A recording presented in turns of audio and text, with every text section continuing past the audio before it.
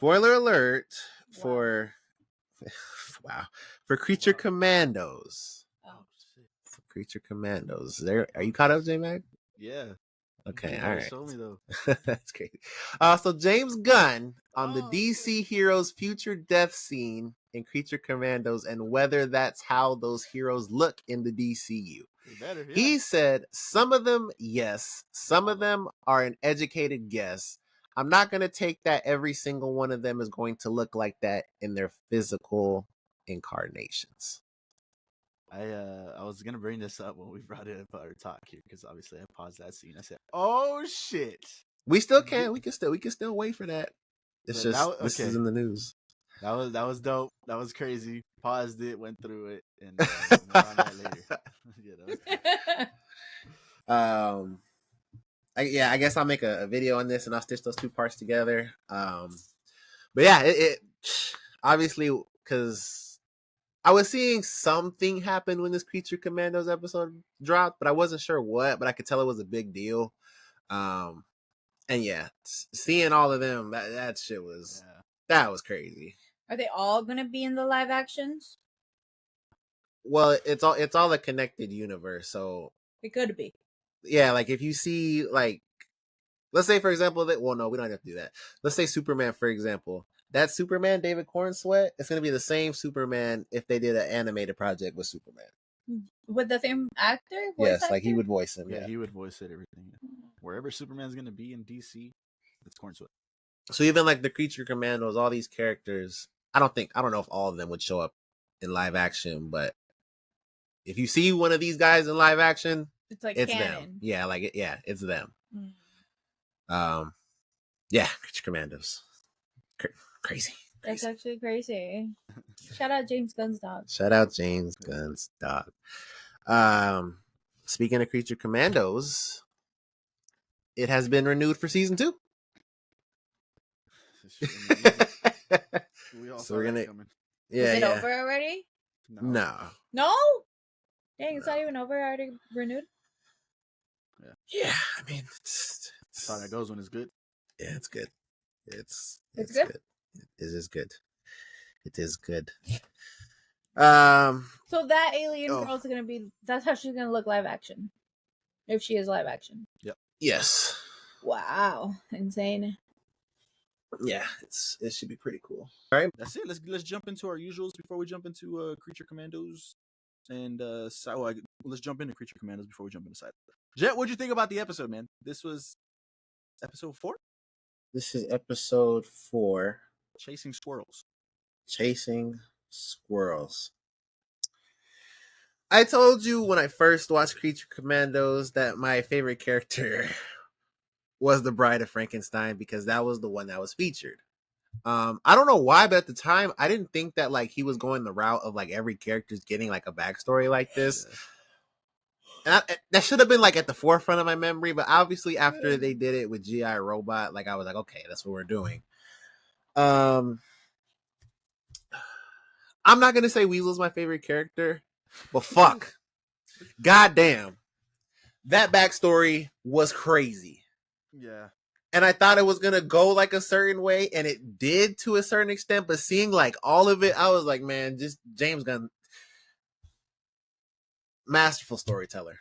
And I every time I can't wait to see Superman. I can't wait to see what he does with that character, the story that he's going to tell. Because seeing the trailer and all the crazy shit and all the different shit and how much shit is in that trailer, I can't wait to see like that story be told. Like I just want to see the story be told. But that's jumping ahead. Getting back to Creature Commandos, this episode was fucking phenomenal. Every time there's a new episode, I think that, oh my God, this episode is the best one. No, this episode is the best one. No, episode 4 was phenomenal in every single way. I enjoyed it from start to finish. And it's honestly, it's the leading candidate for why I had Creature Commandos that high in my top shows of 2024 because every episode is just outdoing the last one. And yeah, before we get to that scene, I know you want to talk about it. So, yeah, I they haven't missed. That's what I'll say. They haven't Talk missed. about giving a character that really nobody really.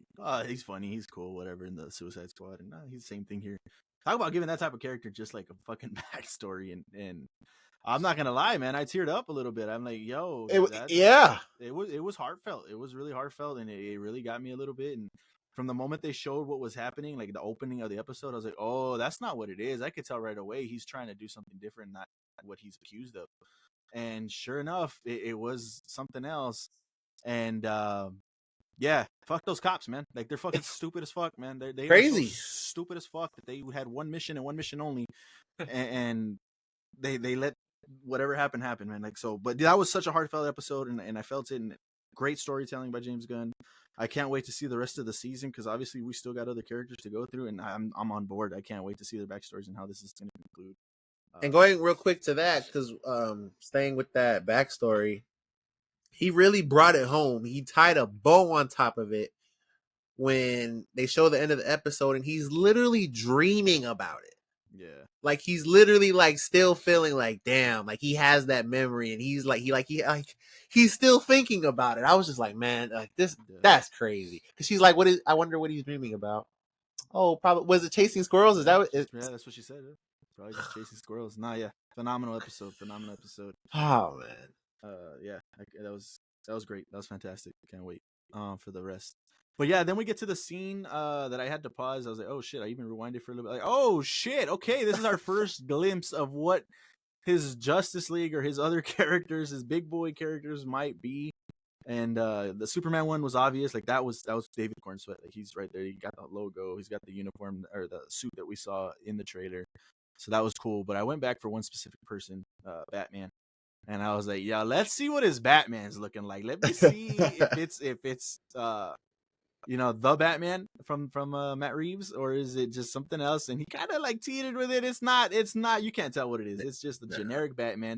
He even has a fucking big ass cape for no reason to kind of cover up the suit and what that's gonna look like.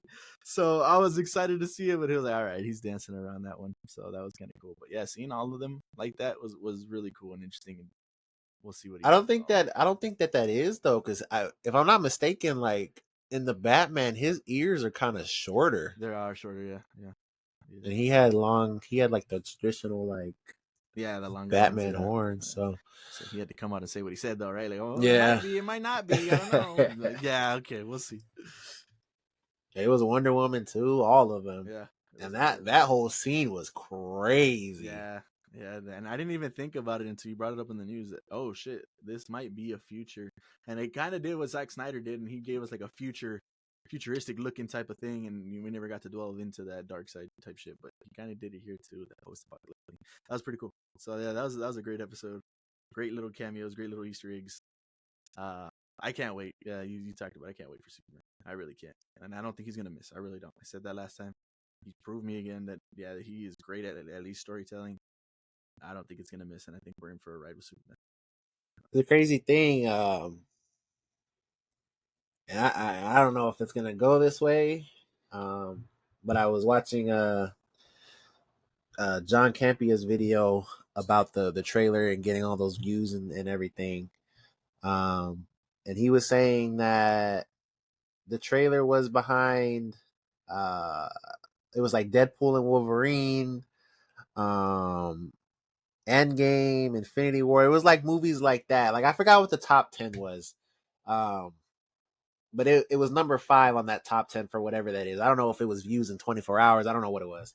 But he was saying every movie on that list, obviously not counting that one, but every movie on that list that's in that top 10 has either made 1 billion, 2 billion, or 3 billion. So I was like, fuck, man, that's.